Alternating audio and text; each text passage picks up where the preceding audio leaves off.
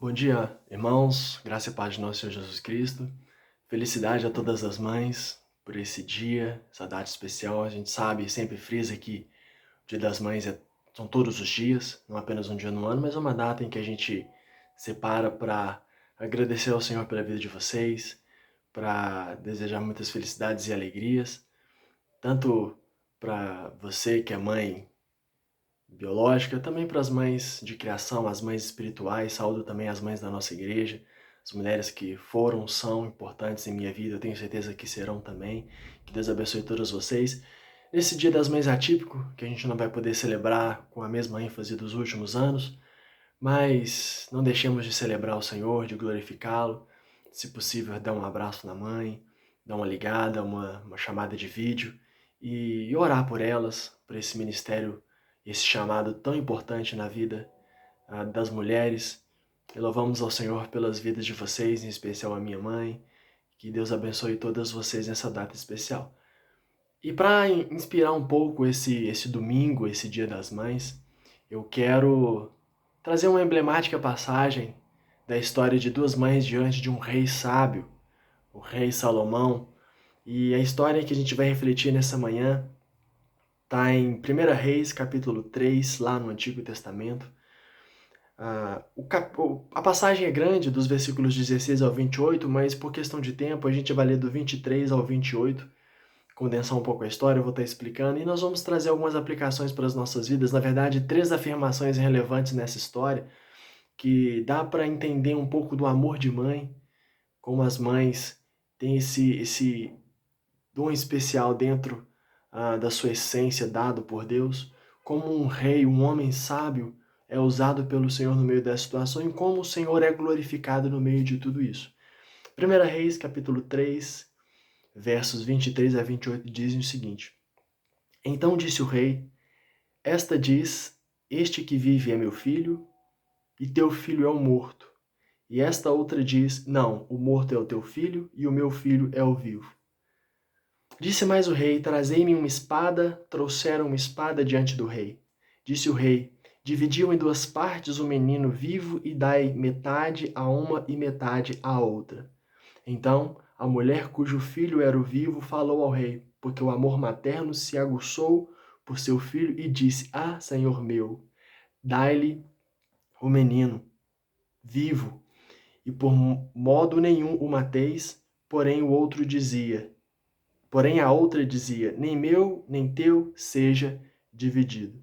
Versículo 27, então respondeu o rei, dai à primeira o menino vivo, não o mateis, porque esta é a sua mãe. Todo Israel ouviu a sentença que o rei havia proferido, e todos tiveram profundo respeito ao rei, porque viram que havia nele a sabedoria de Deus para fazer justiça. Oremos ao Senhor. Pai, obrigado por essa manhã na tua presença, obrigado pela graça, pela misericórdia do Senhor. Obrigado, Senhor Deus, pelo Dia das Mães, obrigado pelas nossas mães, que o Senhor abençoe suas vidas, abençoe, ó Deus, o chamado delas, que elas cresçam e se desenvolvam no Senhor a cada dia mais e mais, e que nós filhos possamos honrá-las, ó Deus, e glorificar o Senhor através de nossas vidas e nosso amor e cuidado para com elas. Sejam nossas mães biológicas, sejam mães de criação, ou até mesmo mães espirituais, Deus, que tem nos guiado no caminho do Senhor. Obrigado por essa passagem, que a princípio é uma passagem estranha, de enganação, de sofrimento, de morte, mas que mostra o cuidado do Senhor nos mínimos detalhes para com aqueles que são teus. Enche-nos com a sabedoria do Senhor e abençoa-nos nessa manhã, ó Pai. Em nome de Jesus, obrigado e amém, Deus. Essa passagem, alguém pode perguntar, mas Dia das Mães, um momento de alegria, celebração, você vai falar uma passagem de morte, da espada, corta, e quem conhece essa história sabe a maravilha, a beleza da história, e quem não conhece, está conhecendo da primeira vez, sugiro que você leia a partir do versículo 16 para entender. Eram duas mulheres, felizmente ambas prostitutas, que tiveram seus filhos, moravam juntas, e uma delas, dormindo com o seu bebê, acabou dormindo em cima dele, sufocou e ele morreu de noite, sem a outra perceber. O bebê dela estava vivo. Os bebês provavelmente nasceram muito juntos e tinham próximos, né? Cronologicamente falando, e tinha uma pouca diferença entre eles. Ela trocou os bebês na manhã cedo.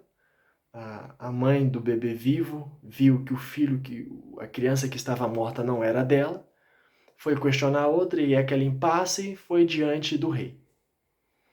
E diante de uma situação dessa é complicado, não tinha teste de DNA na época. Por serem prostitutas, as pessoas não estavam dando a mínima para elas. E essa passagem mostra algumas reflexões muito interessantes, e sobre essas reflexões eu gostaria de compartilhar com você que está me ouvindo nessa manhã de domingo, ou se você estiver ouvindo essa mensagem no outro dia, que Deus, nosso Senhor, te edifique também. Eu quero trazer 3 afirmações relevantes nessa história, que a gente pode aprender sobre essa situação muito interessante. A primeira delas, no versículo 24 e 23, é que a sabedoria de Deus pode ser estranha ao homem, mas ela é eficaz. Como assim estranha ao homem? A gente vai perceber que a decisão inicial de Salomão ela é muito estranha. E algumas coisas que Deus faz em nossas vidas parecem ser estranhas, mas nós precisamos confiar nele. O versículo 23, diante desse impasse, 2 mulheres diante do rei, uma com um filho morto, outra com um filho vivo. O filho morto, né, provavelmente já estava para ser sepultado, e tinha uma criança viva, 2 mães diante do rei. Como eu disse, não tinha, obviamente, teste de DNA na época, as 2 estavam provavelmente sozinhas, não tinham testemunhas. Como sair de uma situação dessa? E aí, no versículo 23, nos é dito o seguinte: então disse o rei, Salomão diante dessa situação, esta diz este que vive é meu filho, e teu filho é o outro, e esta outra diz, não, o morto é teu filho, e o meu filho é o vivo. Diante desse impasse, Salomão começa a pensar e refletir. Mas logo no versículo 24, ele tem uma solução, ele tem uma ideia, e ele fala o seguinte, disse o rei, no 24, né? Disse mais o rei, trazei-me uma espada. Trouxeram uma espada diante do rei, e no 25 ele diz, disse o rei, dividiu em 2 partes o menino vivo, e dai metade a uma e metade a outra. Esse é o primeiro episódio, narrado após o famoso pedido de Salomão a Deus. Se você for alguns versículos antes, no capítulo 3, nos versos 9 a 12 especiais, você vai perceber que Deus dá a oportunidade a Salomão, que estava substituindo o seu pai, o rei Davi, como rei de Israel. Deus deu a oportunidade de pedir qualquer coisa que Deus o daria. Salomão, ao invés de pedir riquezas, de pedir bens, de pedir a morte dos seus inimigos, ele pede a Deus sabedoria, porque ele fala, Senhor, vai ser difícil fazer o trabalho, continuar o trabalho que meu pai, o rei Davi, fez.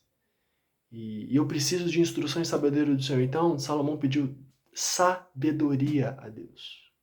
É claro que, por ter pedido sabedoria, Deus concedeu a ele outras coisas, mas as outras coisas sem sabedoria não são nada.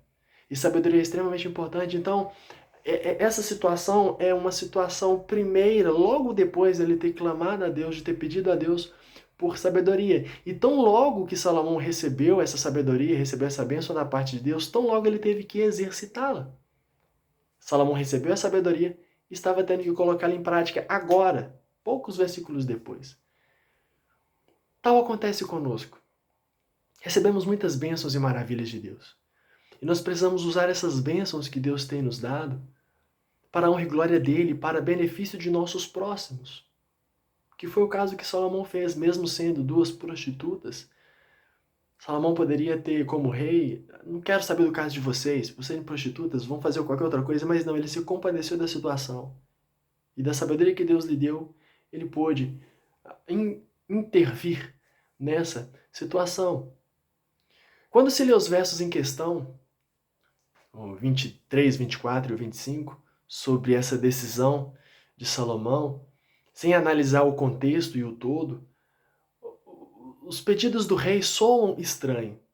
Pediu que trouxesse uma espada, e pediu para que cortassem o bebê vivo ao meio e entregasse uma parte para uma mãe e a outra parte para outra, para resolver o problema. As 2 estavam reclamando do bebê, então vamos separar o bebê em 2. Isso é estranho. Vindo de um rei ainda, é muito estranho. E o espanto da mãe da criança viva confirma esta afirmação. Se a gente vê o versículo 26, então a mulher cujo filho era vivo falou ao rei, porque o amor materno se aguçou por seu filho, disse: Ah, Senhor meu! Uma interjeição, um espanto. Por favor, não faça isso. Dê o bebê para outra. É algo, e eu fico imaginando as pessoas que estavam lá perto, eu fico imaginando o servo que foi buscar a espada, pensando, o que o rei vai fazer? Qual será a ordem do rei? Esse jovem rei está ficando louco? Como assim? E além de estranho, o pedido parece incoerente e tolo ao mesmo tempo, porque matar a criança viva não ia resolver o problema. Talvez ia resolver para a mãe, para a mulher mentirosa. Pois afinal do versículo ela diz: nem meu nem teu seja dividido. Um coração ruim que, além da irresponsabilidade de ter sido responsável pela morte da sua criança, ainda estava querendo penalizar uma outra mãe por um erro que ela cometeu com o filho dela. Enfim, uma situação extremamente triste. E essa decisão do rei não ia ajudar a questão. Salomão, com a sabedoria de Deus, com a sabedoria dada pelo Senhor a ele, estava querendo ir além das circunstâncias, além das aparências e além da superficialidade. Essa estranha estratégia mostra a sua grandeza e eficácia ao final da situação. De início pareceu algo bizarro, grotesco, mas ao final ele pôde mostrar para as mulheres, para os que estavam ali naquele momento e para todos os que souberam dessa história, inclusive nós, hoje, milhares de anos depois, como a sabedoria que vem de Deus, ela é maravilhosa, ela é diferente, ela é especial. Meus irmãos, de modo muito semelhante, muitas das obras do Senhor em nossas vidas são estranhas de início, mas no desenrolar das coisas se mostram eficazes. Então nós precisamos confiar na sabedoria que vem dele, que é muito maior e superior do que a sabedoria humana. A sabedoria de Deus em nossas vidas e através de nossas vidas, irmãos. Clamemos a Deus por essa sabedoria. Essa mãe do filho que estava vivo deve ter pensado: esse rei está louco, que absurdo, cortar a criança ao meio, jamais. Não, se for para ser assim, que a outra fique. E aí ela também pôde perceber o tamanho do amor que ela tinha pela sua criança.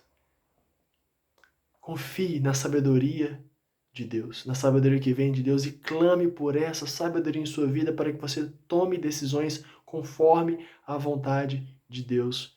Amém.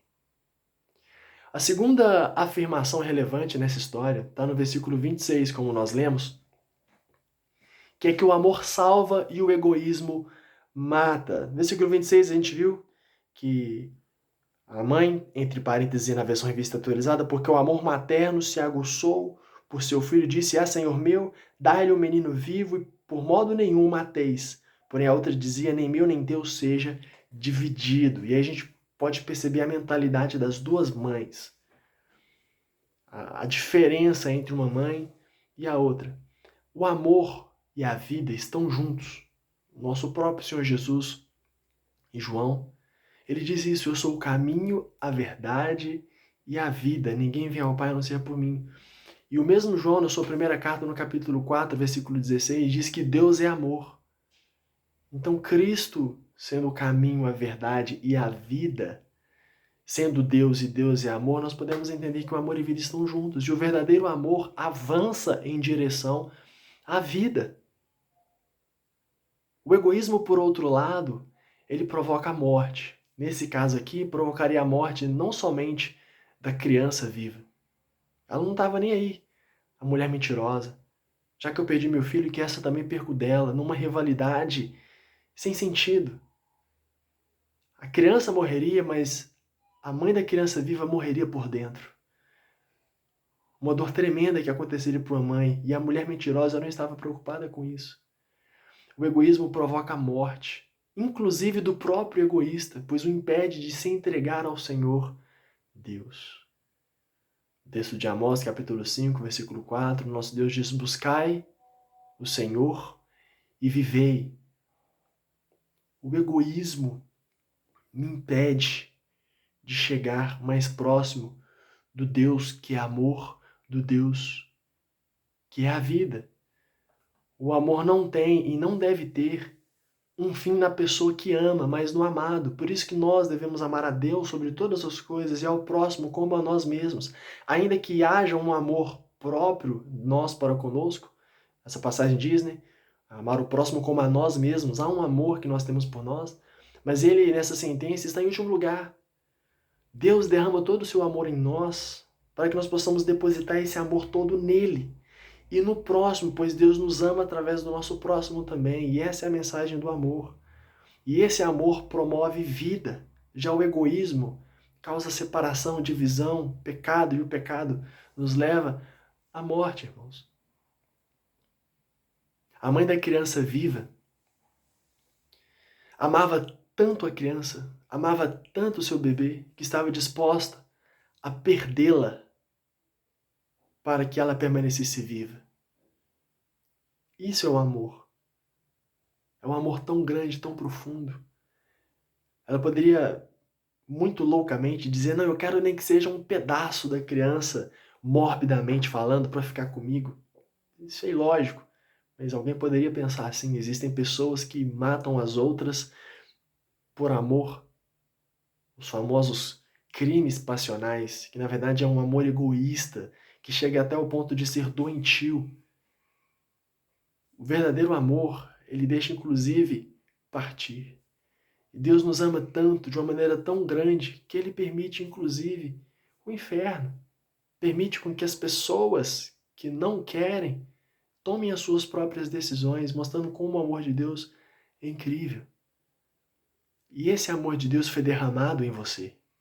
Mas não como um fim você mesmo, mas que você possa devolver esse amor a Deus e amar o seu próximo.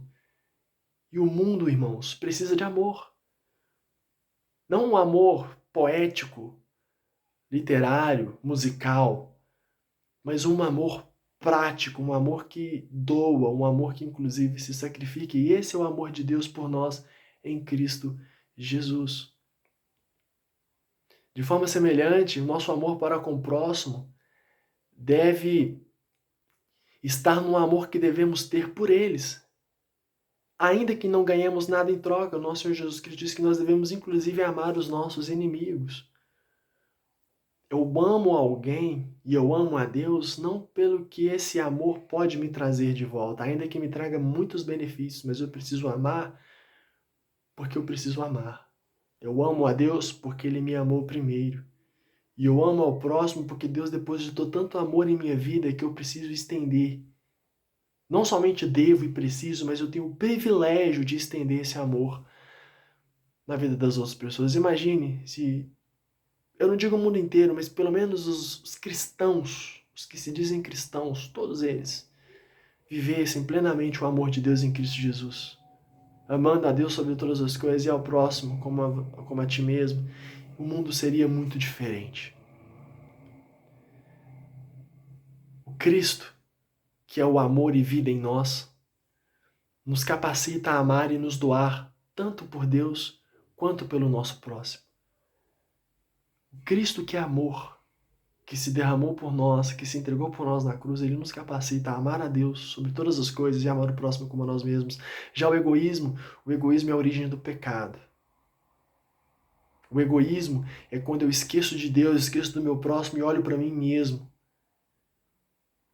O egoísmo, ele é pecado, e nós sabemos que o pecado é a própria morte, para si e para os outros. O egoísta, ele está se matando aos poucos, mas ele mata relacionamentos, ele mata a probabilidade de pessoas melhorarem, de principalmente se aproximarem de Deus. Volto a repetir a afirmação relevante nessa história, a segunda: o amor salva, mas o egoísmo mata. Então não seja egoísta, não seja orgulhoso, presunçoso. Porém, entenda a grandeza do amor de Deus em sua vida, através de Jesus Cristo. e ame a Deus sobre todas as coisas e ao próximo como a ti mesmo. E aí nós vamos para a terceira afirmação relevante nessa história, é que o verdadeiro servo de Deus e a serva de Deus glorifica ao Senhor e abençoa o próximo. Versículo 28 diz o seguinte: todo Israel ouviu a sentença que o rei havia proferido, e todos tiveram profundo respeito ao rei, porque viram que havia nele a sabedoria de Deus para fazer justiça. Você pode pensar, mas eu nunca serei rei, nunca chegarei a um posto de alta patente, nunca chegarei ao cargo de presidente, por exemplo. Mas a gente percebe vários outros personagens da Bíblia, humildes e pobres, que demonstraram grande sabedoria de Deus em situações adversas como essa, por exemplo. O verdadeiro servo de Deus, glorifica ao Senhor e abençoa o próximo. Salomão não usou da sabedoria adquirida, da sabedoria dada a ele por Deus, para seu sucesso e crescimento pessoal somente. Claro que ele cresceu e teve sucesso pessoal. Mas ele, pelo menos nesse caso, em vários outros casos, e na maioria das vezes, ele não usou da sua sabedoria como sucesso e crescimento pessoal. Quando nós pedimos e oramos ao Senhor Deus por algo, Ele pode sim realizar. A gente sabe das 3 respostas, que é sim, não ou espera. Se Ele disse sim, Ele vai cumprir. Se Ele disse não, é melhor tirarmos o nosso cavalinho da chuva. Se Ele disse espera, cabe nos esperar. Fato é que se Ele nos der aquilo que nós pedimos, a responsabilidade para usar o que foi dado é muito grande. E aquilo que Ele tem depositado em nós não é para ficar retido em nós. Como no caso do perdão, por exemplo, na oração do Pai Nosso, perdoa os nossos pecados como nós perdoamos aqueles que nos têm ofendido ou os nossos devedores, dependendo da versão. O perdão de Deus derramado em nós serve para que possamos estender esse perdão aos outros. Deus nos dá para que nós demos. Deus nos abençoa para que nós possamos abençoar os outros. A responsabilidade daquilo que nós recebemos de Deus é muito grande. Salomão entendeu isso. Inclusive, ele pediu essa sabedoria não para o bel prazer dele, mas para que ele pudesse exercer um bom reinado. Todos os que ouviram essa história e a sentença, que está no versículo 27, então respondeu o rei: dai à primeira o menino vivo. Não o mateis, porque esta é a sua mãe. A verdadeira sabedoria de Deus, ela vai lá no âmago da questão, ela vai no profundo, ela sai da superficialidade e ela adentra com a palavra de Deus descrita, que é mais cortante do que espada de 2 gumes. Aquilo que é de Deus transforma. Todos os que ouviram a história e a sentença tiveram um profundo respeito pelo rei e reconheceram a sabedoria de Deus para justiça. O final do versículo 28 diz: porque viram que havia nele a sabedoria de Deus para fazer justiça, para fazer o que é certo, para fazer o que é correto. E é o que aqueles que têm a sabedoria de Deus precisam entender para fazer o que é certo, para fazer o que é correto diante de Deus. Como dito antes, tão logo Salomão recebeu a bênção da sabedoria, tão logo ele teve que exercitá-la. Isso acontece conosco. O que você tem feito com as bênçãos que Deus tem te dado? Sejam bênçãos espirituais, bênçãos emocionais, bênçãos materiais. Deus tem te abençoado, meu querido e minha querida, para você abençoar também. Para você ser um agente de Deus nesse mundo, para manifestar a grandeza dele através da sua vida. Usemos as bênçãos que o Senhor Deus tem nos dado para a honra e glória dele e para o benefício do nosso próximo. Isso é extremamente importante e relevante, irmãos. O servo e a serva de Deus, com a sabedoria que vem do Senhor, são diferentes onde quer que estejam. Sejam na parte mais baixa, mais humilde da sociedade, ou seja, no posto mais importante como esse de rei. O servo e a serva de Deus, eles fazem a diferença, eles são diferentes. Eles levam as pessoas a reconhecerem que aquilo que há nelas não é delas mesmas, e sim do Deus a quem elas servem e adoram. Ao olharem para Salomão, para as sentenças, para aquilo que ele fazia, as pessoas percebiam que ele não estava ali por ele mesmo, mas percebiam que aquele Deus que ele louvava e adorava estava permitindo ele fazer aquilo tudo e ser aquilo tudo.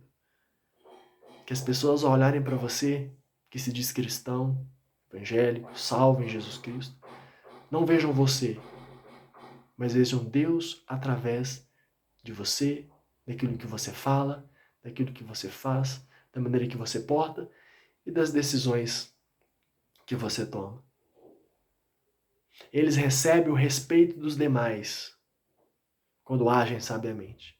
Ou, em alguns casos, recebem a perseguição, porque aqueles que são sábios de acordo com a vontade de Deus incomodam também. Mas eles exalam a sabedoria plena e abundante que vem do Senhor Deus. E é o que a igreja precisa.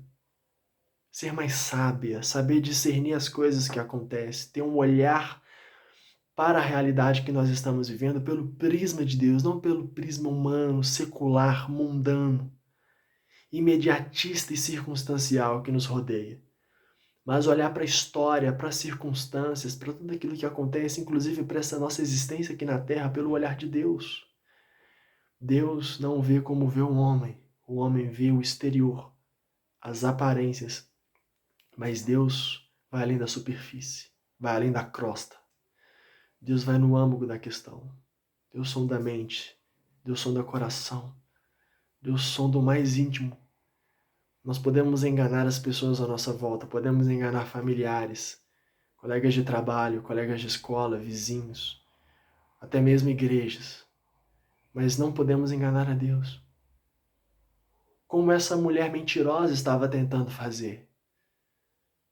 Tentou enganar a mãe do bebê vivo, trocando, mas não conseguiu, porque uma verdadeira mãe, ela conhece o seu filho.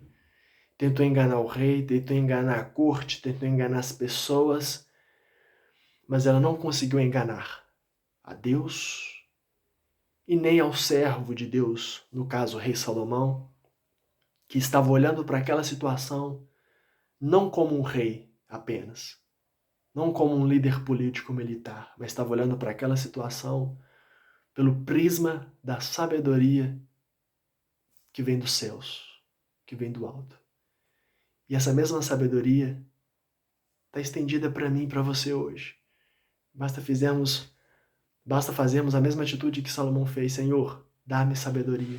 E entenda que tão logo que você ganhar essa sabedoria, você vai ter que exercitá-la, como foi no caso de Salomão. Deus me dê sabedoria, Deus deu sabedoria, e logo depois ele estava tendo que exercitá-la, e teve que exercitá-la durante todo o período da sua vida. Entenda isso. Que Deus possa estar te abençoando. Para a gente concluir, agradeça a Deus por sua mãe. Agradeça a Deus por sua mãe, seja ela biológica, seja ela de criação, seja ela mãe espiritual. Clame a Deus pela vida dela e agradeça. Se não puder visitar e abraçar, nesse isolamento social, nesse distanciamento social, às vezes pode só vê-la sem abraçá-la, mas dá uma ligada, uma videochamada. Mas valorize não somente hoje, todos os dias ao longo do ano. E honre no Senhor. A palavra de Deus, nos mandamentos, diz que devemos honrar pai e mãe. Mandamento sem condição. Não significa que eu tenho que honrar meu pai, minha mãe, se eles fizerem algo. Não, eu tenho que honrar. Independente.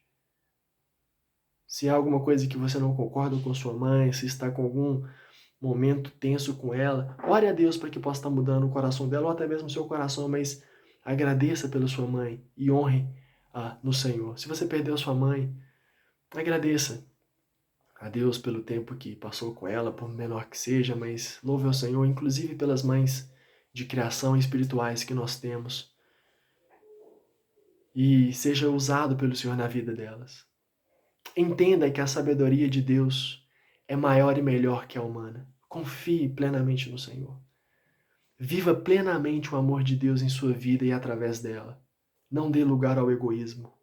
Peça a Deus para que, além de te dar sabedoria, arrancar o egoísmo de você. E se você for servo e serva de Deus, entenda que o seu maior privilégio nessa vida é glorificar a Ele e abençoar o próximo. Deus abençoe, excelente domingo a todos E oremos mais uma vez. Pai, obrigado por essa manhã na tua presença, por essa história que demonstra quão preciosa, grandiosa e maravilhosa é a sabedoria do Senhor através dos teus servos. Que é bênção para eles como servos, mas é bênção para as pessoas que os rodeiam. Enche, ó Deus, a igreja do Senhor hoje em dia com sabedoria que vem do alto, a sabedoria que vem do Senhor. Abençoe esse domingo, abençoe, ó Deus, as nossas mães, e louvamos ao Senhor pela vida delas. Muito obrigado pela graça e pela misericórdia do Senhor, e consagramos essa manhã e esse domingo em tuas mãos. Em nome santo de nosso Senhor Jesus e Salvador, obrigado e amém, Deus.